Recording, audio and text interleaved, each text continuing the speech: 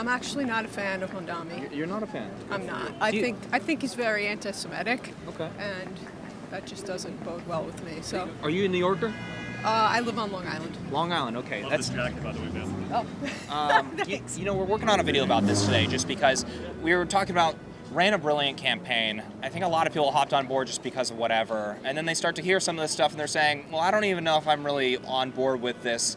Maybe it's too crazy, whatever. Maybe it's the people he surrounds himself are too wild. What do you think about his cabinet picks? What do you think about some of the anti-Semitic stuff that you are touching on? Do you think that that's going to lead New York City in the correct direction? I mean, it's hard to tell right now. I just think that a lot of people jump on board with things they hear from social media, and they're not really schooled in what's actually going on. So I just think social media has a lot to do with it. People's feeds are just, and then people have parasitic minds, so they just jump on board with things that they think everyone else likes, and I'm not sure that they really know the history or, But it's hard to tell right now.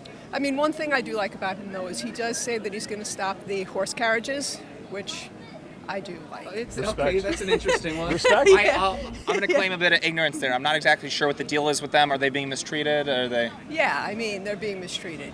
I think it was like a year or two ago, one of them kind of collapsed in the middle of the street. I heard about that, actually. I remember that. So I am on board with that. So I'm the type of person that can pick and choose, so I'm not, if he does something good, I'll give him credit for it, but I'm not a fan overall. But I'm from Long Island, so it doesn't necessarily affect me. Of course. You more conservative or more liberal? I'm an independent. Okay, I'm more on the liberal side, I would say, but that's I'm cool. starting to get a little more towards the middle. So, Okay. I've got one question, and something I've seen more and more, and it's a phrase that I refer to as suicidal empathy. Okay. Meaning, I think open borders is one of them.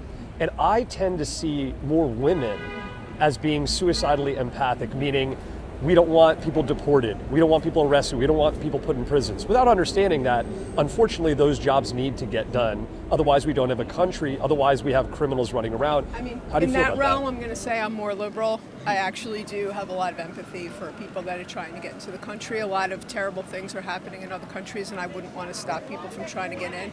So I kind of, Do you believe that if someone comes here, let's say illegally, they should be able to stay? I mean, I think the thing is that if we put ourselves in those people's shoes and see the reason maybe why they're coming, maybe they just want better opportunities for their children. I mean, we would all try to do the same thing. So if I was in a world where I thought that my child or there was no real future for me, I would try to go someplace also. I do have empathy for that. Of course, empathy is one thing. Well, empathy is one thing, but my pushback on that, respectfully, of course, would be, then why have borders? Why what? Why have borders?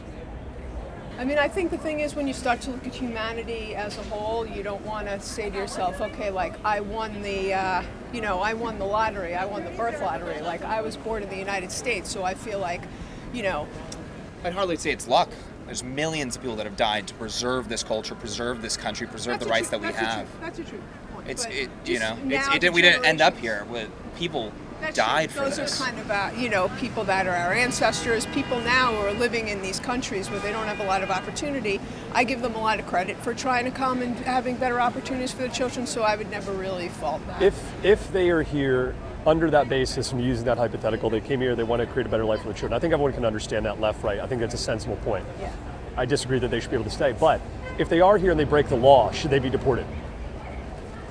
Yeah, I mean, I think every case should be taken separately. Of course, if you're talking about breaking the law by being here, No, I'm talking about outside breaking the law? Yes, once you are here illegally, let's just set that aside. And then you are here breaking the law. Do you think you should be deported? I mean, of course. Of course. So would it surprise you to learn that in New York State, you don't get deported? And not only do you not get deported if you break the law here, you can break the law multiple times, and it is against the law if you are being prosecuted for, let's say, larceny, for the prosecutor to bring up your immigration status in court. It is actually against the law. Do you think that's insane?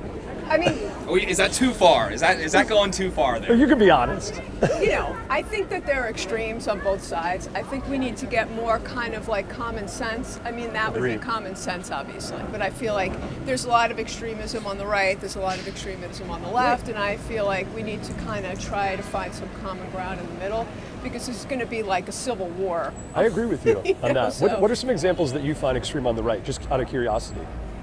I mean, I feel like there's a lot of prejudice on the extreme right of like trying to attack certain people that maybe didn't have the same opportunities as we did. I feel like there is a certain amount of truth to the Do you fact think that that's systemic in any way? yeah, I mean, And I if- think and if this- so, I'm what a- policies I was a would you teacher. point at? I mean, I'm a retired teacher, and there's definitely certain districts, certain places where the kids are not having the same opportunities. So to say to yourselves, okay, well, you know, these people don't deserve what my children deserve, I think is wrong. I think that everyone deserves the same opportunity, but unfortunately, that's not the case. I don't have the same opportunity as, let's say, like, LeBron James's kids. But I think you have the same chance of having that opportunity, whereas someone who's born in a place or a school district or never has that opportunity from the start, they're at a disadvantage. And I think that, you know, sometimes we try to make opportunities for people where none exists. Yeah. I mean, to a certain extent, you have, like, kind of, like, if you're the same chance at an opportunity, yeah, I guess so, but it's a lot easier to get there if you're like Bill Gates' kids. That's true, but that's an extreme. I'm talking Well, I about know. just middle class people have a better chance of attaining higher education than maybe people born in a. When people bring up this point, and I think it's a fair one, what responsibility would you assign to the parents, though, right? So I had a debate about this with a friend the other night, and saying, all right, there's different folks in different impoverished areas. They grow up, they've got a lesser chance than you. And this is the hypothetical you. What responsibility would you assign to the parents in having a child before they are in a system and putting them at that disadvantage? For example, you see some mothers who are 20 years old with 3 or 4 kids who are on welfare. Isn't that an example of the blame goes there? It doesn't go to the government. It doesn't go to certainly me because of the color of my skin. The blame goes for irresponsibility, putting your children in a bad position. Well, I think we're getting a little too deep right now. Something I don't Well, necessarily. it's not wanna, a bad point, yeah, though, that he's bringing up. Yeah, but- I mean, I understand, but I actually do have to go. Yes, ma'am. Thank you Well, for you gave speaking us so with much us. of your time, and, Love the and jacket. I'm James. What subject did you teach? I was a special ed teacher. Good for you. Yeah. Doing God's work. Meet you guys. All right. Bye bye. See ya. I liked her. She was very friendly. She was very mature. You can tell. I think with a lot of people like that, they at least have maybe a couple friends that they disagree with. Maybe they're conservative. Definitely. That can kind of talk them off a ledge in a Definitely. way. But Eric, really quick, something that and you don't want to. I'm much more political than you. You're very intelligent. Do you tell people what you do on the side or no? Yeah, I'm an attorney. Okay, you're an attorney. Happy to Okay, have a I didn't want to discussion. drop that in the video No, without not your at all. permission. But I have conversations with people I disagree with almost every single day. And what you will notice is a massive shift over to, oh, well, there's extremes on both sides. It's like, no. You're talking about effectively open borders. That is an extreme position. 100%. Whether she understands it or not, it's objectively as extreme as it can possibly get. This country doesn't have a right to exist anymore because her positions are so extreme. Maybe she doesn't understand that. But, 20 years ago, Democrats nowhere near that position. That's insane. That is objectively insane. Yeah. And what I say to folks is, you don't need to meet people in the middle when they have an insane position. I- Just partially open borders. No. Yeah, No, and we're not going to have that and conversation. you're exactly right. And you're talking about people always say that to go find the common ground. With who? With a democratic socialist who literally hates America and surrounds himself with the likes of people like Hassan Piker, who said America deserved 9/11, Right. and people who are, Zorn is part of the Democratic Socialists of America. He's a proud card-carrying member. They want to abolish misdemeanors. So people say, try to meet people in the middle. That's not the middle. That is objectively insane asylum material. And it's like trying to reach out to these people and gain concessions. They're the ones that got to come back to the reservation. They are so far off, they'll never come back. Yeah. Good point.